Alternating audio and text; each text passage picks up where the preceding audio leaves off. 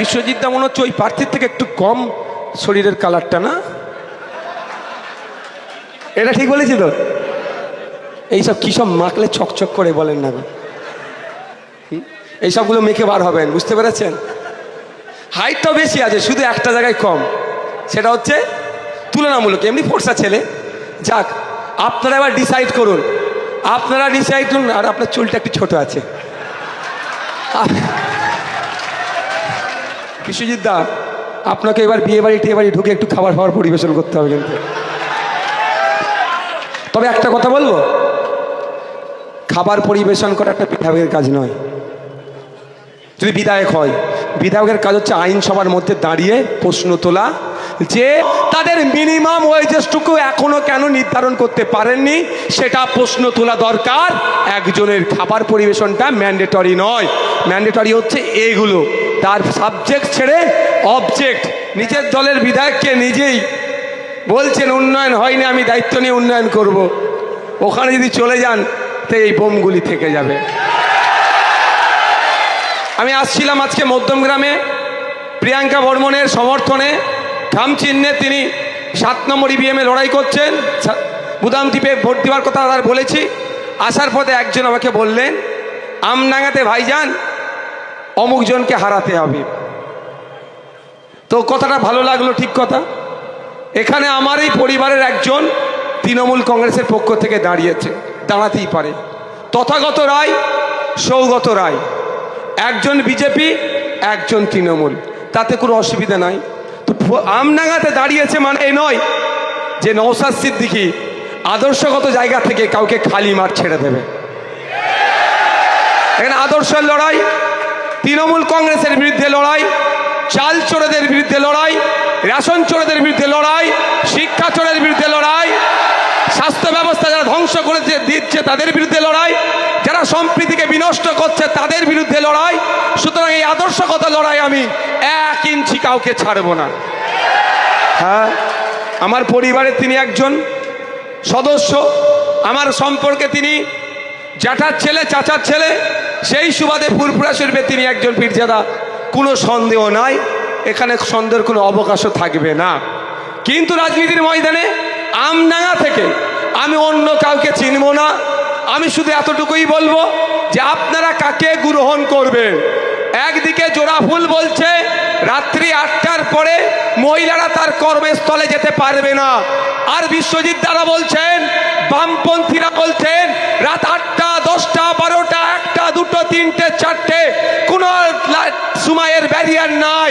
বাড়ি থেকে একজন মহিলা তার কর্মস্থলে যাবে নির্বিঘ্নে, কর্মস্থল থেকে বাড়িতে আসবে নির্বিঘ্নে। ওর দায়িত্বটা বিশ্বজিৎ দা কাঁধে তুলে নিতে চাইছে। তাহলে বলুন, বারাসাতে যিনি দাঁড়িয়েছেন, নামটা লিখে দিতে বললাম। আচ্ছা, ঠিক আছে। এদিকে আমডাঙ্গা বিশ্বজিৎ মাইতি, বারাসাতে সিংহ চিহ্নে হেমন্ত দাস মহাশয়, এবং সাথে সাথে মধ্যমগ্রামে খাম চিহ্নে প্রিয়াঙ্কা বর্মনরা দাঁড়িয়েছে। একটাই কথা, আপনার পরিবারকে বেকারত্বের দিকে ঠেলে দিচ্ছে। মাস গেলে মাত্র 1,500 টাকা হাতে ধরাচ্ছে, তার পরিবর্তে হেমন্ত দাস, বিশ্বজিৎ মাইতি, প্রিয়াঙ্কা বর্মনরা বলছে আমাদেরকে ক্ষমতায় নিয়ে আসুন, ন্যূনতম 15 থেকে 22,000 টাকার কাজের ব্যবস্থা আমরা করে দেব। গ্রহণ করবেন কাকে, গ্রহণ করবেন কাকে, সেটা আপনাদের উপরে নির্ভর করছে। দেখুন, আমি অসত্য কথা বলতে পারি না, এটা আমার দুর্বলতা হতে পারে। অনেক ভিডিও পাঠাচ্ছে আমার কাছে আমার বন্ধুরা। এই দত্তপুকুরের কথা বলছি, দত্তপুকুরে আমি এসে খেলে গিয়েছি ভলিবল টুর্নামেন্ট, চ্যাম্পিয়ন হয়ে গিয়েছি। জায়গাটার নাম আমার মনে পড়ছে না, মন্দিরের সামনেই ভলিবল মাঠ, আমি ওখানে খেলে গিয়েছি। আমার বন্ধুরাও আছে এখন দত্তপুকুরে বাড়ি। তো সুতরাং সে কথা হিসাবে বলছি যে আমি কারো হয়ে সাফাই গাইতে আসেনি, আরও সত্য কথা বলবো না। এই দত্তপুকুরের মাটি থেকে দাঁড়িয়ে আপনাদের কাছে বার্তা দেব, আপনারা কোনটা গ্রহণ করবেন। একদিকে জোড়াফুল বলছে যে 1500 টাকা দিয়ে বেকার তৈরি করে রাখবো, সার্টিফাইড বেকার তৈরি রাখবো। অপরদিকে বামপন্থী আইএসএফ খামচিহ্নরা বলছে ক্ষমতায় আসলে ওয়ান ফ্যামিলি ওয়ান জবের ব্যবস্থা করব, অর্থাৎ পরিবার পিছু একজন করে স্থায়ী কাজের ব্যবস্থা হবে। আমডাঙ্গা থেকে, মধ্যমগ্রাম থেকে, বারাসাত থেকে, হাবড়া থেকে, অশোকনগর থেকে, ভাঙড় থেকে, ক্যানিং থেকে, যাদবপুর থেকে, দীপশিতাদির দমদম থেকে, মীনাক্ষীদির উত্তরপাড়া থেকে এইরকম ভাবে জিতিয়ে নিয়ে আসেন 148-এর ফিগারে আমাদের পৌঁছান।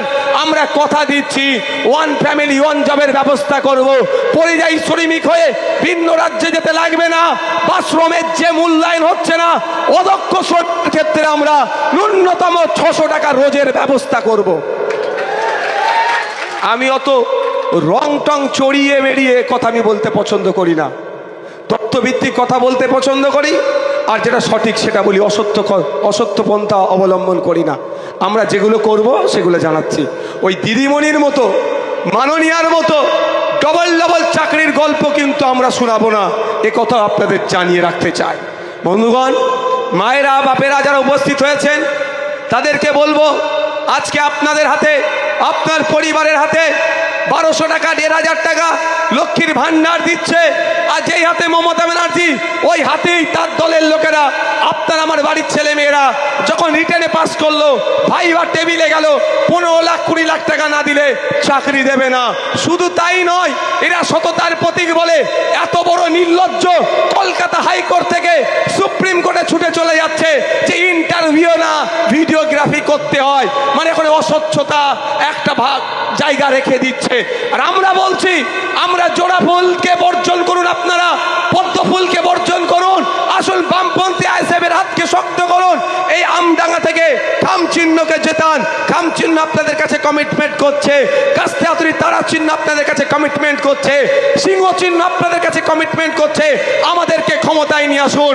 যে কত প্রতি বছরে বছরে এসএসসি হবে, এমএসসি হবে, প্রতি বছরে নিয়োগ হবে, শূন্য পদ যেগুলো আছে পূরণ হবে, প্যারা টিচারদেরকে সমকাজে সমবেতন দেওয়া হবে, সাথে সাথে মজুরি বাড়ানো হবে। শুধু তাই নয়, পরীক্ষার ক্ষেত্রে একটু জানিয়ে রাখতে চাই, আপনার আমার বাড়ির ছেলেরা পরীক্ষা কেন্দ্রে যাবে, ওএমআর পরীক্ষা দেওয়ার পরে ওএমআর শিটের একটা কপি আপনার আমার বাড়ির ছেলেরা ফিরে বাড়িতে নিয়ে আসবে। শুধু তাই নয়, কনসার্ন ডিপার্টমেন্ট স্বল্প দিনের মধ্যেই 10 লাখ 12 লাখ 14 লাখ যতজনই পরীক্ষা দিক না কেন, প্রত্যেকের ওএমআর শিটের স্ক্যান করে ইন্টারনেটে আপলোড করবে। শুধু পশ্চিম বাংলা নয়, ভারতবর্ষ নয়, পৃথিবীর যে কোনো প্রান্ত থেকে যদি জানতে চায় পশ্চিম বাংলায় এসএসসি হয়েছে, এসএলএসটি হয়েছে, এমএসসি হয়েছে, চাকরির নিয়োগের ক্ষেত্রে কারা কি নম্বর পেল, কারা কি উত্তর দিল, এটা যদি দেখতে চায়, এই স্বচ্ছতা বামপন্থী আইএসএফ আনতে চাইছে।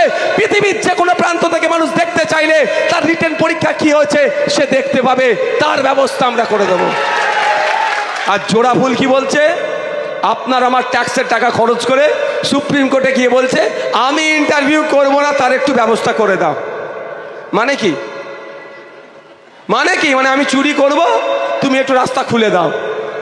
আর আমরা কি বলছি, ওএমআর শিটের কপি ইন্টারনেটে আপলোড করব। শুধু তাই নয়, সমস্যা তো হচ্ছে ইন্টারভিউ টেবিলে বড় লোকের দামাল ছেলে যুক্ত অক্ষর বানান করতে পারেনি, 15 লক্ষ টাকার বন্দোবস্ত করে দিয়েছে। সে ইন্টারভিউ টেবিলে গেছে, তাকে জিজ্ঞাসা করছে বাবু কিসে আসলি, তোর থানাটার নাম কি রে, তোর দাদু ভালো আছে, ও মারা গেছে, কোথায় কোন শ্মশানে দাহ করেছে, ও না কোন কবরে দিয়েছে রে, এই গল্প করে ওকে 10-এ 9 দিয়ে দিল।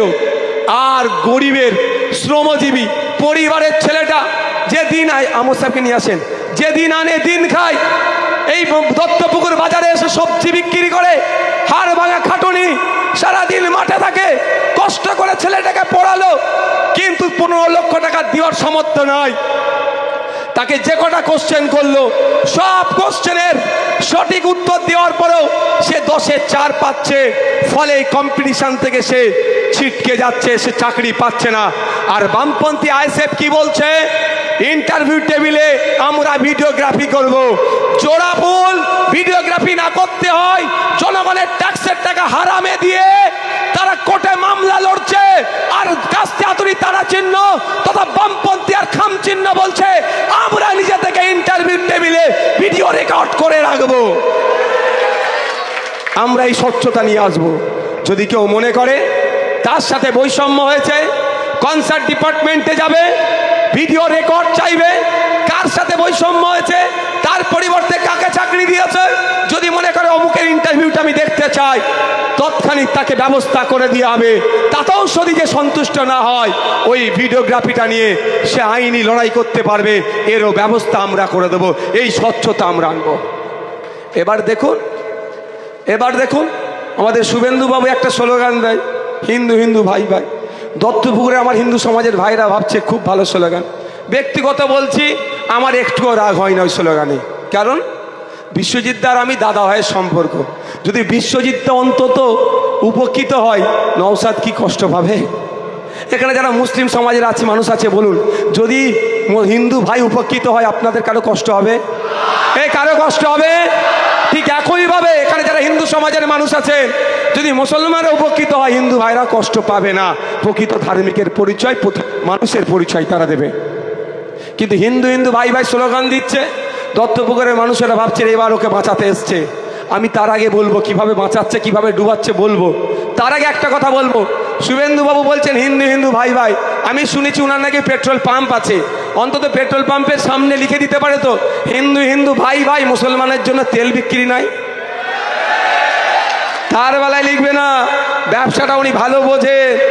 শুধু আমাদের এখানে দত্তপুকুরের বাজারে, আমডাঙ্গাতে, বারাসাতে, বসিরহাটে মানুষের মধ্যে দ্বন্দ্ব লাগিয়ে দিয়ে, মমতা ব্যানার্জির দুর্নীতিকে ভুলিয়ে দিয়ে, ধর্মের নামে ভোট ভাগ করে তারা ক্ষমতার মসনদে আবার মমতা ব্যানার্জিকে বসাতে চাইছে। ক্ষমতার মসনদে মমতা ব্যানার্জিকে বসানোর অন্যতম কারিগর 2021-এ, তার নাম হচ্ছে বিজেপি। আমি দায়িত্ব নিয়ে বলছি। তাই আপনাদের যারা আছেন একটু ভাববে, আমার উপরে রাগ কেন মমতা ব্যানার্জি বিজেপির? এখন মোদি মমতা এক হয়ে গেছে। ভাঙড় বিধানসভায় বিজেপির যিনি প্রার্থী আর যিনি তৃণমূলের প্রার্থী, দরজা দিয়ে দীর্ঘক্ষণ মিটিং করছিল, এক্সপোজ হয়ে গেছে। বলছে কি সৌজন্যতার খাতিরে গিয়েছিলাম। সৌজন্যতা দরজা দিয়ে হয়? বুঝতে পেরেছে? কেন আমার ওপরে রাগ? কি আমার চোখের সামনে দলিতের অধিকার কেড়ে নিচ্ছে, আমার মাথায় টুপি, মুখে দাড়ি, আমার ব্যাকগ্রাউন্ড ফুরফুরা শরীফ, পীর সাহেব বাড়ি, আমি চুপ করে থাকবো? এ আমার দ্বারাই হবে না ভাই। আমার চোখের সামনে আদিবাসীর অধিকার কেড়ে নিচ্ছে, আমি চুপ করে থাকতে পারবো না। কিন্তু হিন্দু হিন্দু ভাই ভাই স্লোগানের স্রষ্টা শুভেন্দুবাবু কেন মুখ খোলেনি? 22% সংরক্ষণ আছে এসসি ভাইদের জন্য। উচ্চশিক্ষায় চাকরিতে 22% সংরক্ষণ এসসি ভাইদের জন্য। পশ্চিমবাংলায় এটা সরকার চলছে না, এটা সার্কাস চলছে। বলে দুধে পানি মিশায়। এই পশ্চিমবাংলা সরকার, এই জোড়া ফুলের সরকার পানিতে দুধ মিশিয়ে আমাদেরকে মূল পথে পরিচালনা করছে। একটু বোঝার চেষ্টা করুন। 22% দলিতদের জন্য সংরক্ষণ আছে উচ্চশিক্ষায়, চাকরিতে, খাতায় কলমে। 22% সংরক্ষণ পেলেও আমরা কি দেখছি? প্রকৃত দলিত 22% সংরক্ষণ পাচ্ছে না। ফেক সার্টিফিকেট দিয়ে যে নন দলিত দলিতের কোটায় চাকরি করে নিচ্ছে। আর হিন্দু হিন্দু ভাই ভাইয়ের স্রষ্টা এর বিরুদ্ধে কথা বলে না। কিন্তু 2021 সালে সংযুক্ত মোর্চার একমাত্র বিধায়ক, ভাঙড়ের বীর পুরুষেরা, বীরাঙ্গনারা স্রোতের বিপক্ষে গিয়ে আমাকে বিধানসভার মধ্যে পাঠিয়েছে। আমি বিধানসভার মধ্যে দাঁড়িয়ে মন্ত্রী মহাশয়কে প্রশ্ন করেছি যে আপনারা বলুন, আজ পর্যন্ত কটা ফেক এসটি এসসি সার্টিফিকেটধারীকে ধরেছেন, তাদের বিরুদ্ধে কি ব্যবস্থা গ্রহণ করেছেন? উত্তর দিতে পারেনি মন্ত্রী মহাশয়। মাথা হ্যাট করে নিয়েছে, তাই রাগ হয়েছে। এবার নওশাদকে আটকাতে হবে, বিধানসভার মধ্যে ঢুকতে দেওয়া যাবে না। কিন্তু ভাঙড়ের মানুষেরা ভোট দেওয়ার জন্য রেডি, রাজ্যের মানুষেরা দোয়া আশীর্বাদ করছে। এবারে ডবল মার্জিন নিয়ে আমি আবার খাম চিহ্নের পক্ষ থেকে বামেদের সহযোগিতা নিয়ে বিধানসভার মধ্যে যাব। জানতে হবে আপনাদের, 22% চাকরি পাওয়ার দরকার পিছিয়ে বর্গের হিন্দুদের জন্য। কারণ তাদেরকে মূল স্রোতে নিয়ে আসবে। খাতাই কলমে 22 জন চাকরি পাচ্ছে, কিন্তু প্রকৃত গরিব হিন্দুটা পাচ্ছে না। 106% আদিবাসীদের সংরক্ষণ আছে উচ্চশিক্ষায় এবং চাকরিতে। তার আগে একটা হাসির কথা শুনুন। পশ্চিমবাংলায় 80 লাখ আদিবাসী আছে, আর কত সার্টিফিকেট মার্কেটে ঘুরছে জানেন? 1.5 কোটি। আমি বললাম না দুধে পানি মিশায়, এটা পানিতে দুধ মিশাচ্ছে। 80 লাখ আদিবাসী আর 1.5 কোটি সার্টিফিকেট, মানে যেই টাকা দিয়েছে এঘাট ওঘাট হয়ে কালীঘাটে টাকাটা গেছে, সেই সার্টিফিকেটগুলো পেয়েছে। তো প্রকৃত 6% সংরক্ষণ পাওয়া দরকার আদিবাসীদের। খাতাই কলমে 6% আদিবাসী সংরক্ষণ পাচ্ছে, নন আদিবাসী আদিবাসী সেজে চাকরিটা পাচ্ছে, আর নওশাদ সিদ্দিকী চুপ থাকবে এটা হতে পারে না। তাই বারবার এটা নিয়ে সোচ্চার হয়ে গেলে আওয়াজ আমার বিরুদ্ধে বিভিন্ন প্রোপাগান্ডা চালাচ্ছে, আমাদের বিরুদ্ধে চালাচ্ছে। তাই আপনাদের বলবো, জোড়া ভুল ফেক সার্টিফিকেট নিয়ে প্রকৃত দলিত আদিবাসীর অধিকার কেড়ে নিচ্ছে। পদ্মফুল চুপচাপ আছে, আর এদিকে বামপন্থীরা কাস্তে আতুরি তারা চিহ্ন, খাম চিহ্ন বলছে, সিংহ চিহ্ন বলছে। আগামী দিনে আপনারা আমাদেরকে ক্ষমতায় নিয়ে আসুন, 148-এর ম্যাজিক ফিগারে আমাদেরকে পৌঁছান। 6 মাস টাইম নেব, আমরা কমিশন বসাবো, রাজ্যে যত ফেক ST/SC সার্টিফিকেট আছে সেইগুলো খুঁজে বার করব। সে শ্মশানে থাকুক আর কবরস্থানে থাকুক, খুঁজে বার করে সেইগুলোকে জ্বালিয়ে দিয়ে প্রকৃত আদিবাসীদের 22%, প্রকৃত দলিতদের 6%, যাতে উচ্চ শিক্ষায় চাকরিতে ব্যবস্থা করা যায় 100 পয়েন্ট রোস্টার মেনে, তার ব্যবস্থা আগামী 4 মের পরে যে সরকার গঠন হবে, বামপন্থী খাম চিহ্ন যে সরকার গঠন হবে, তারা কাঁধে তুলে নেবে। এবার নির্ভর করছে আপনাদের উপরে, যে কি নির্ভর করছে,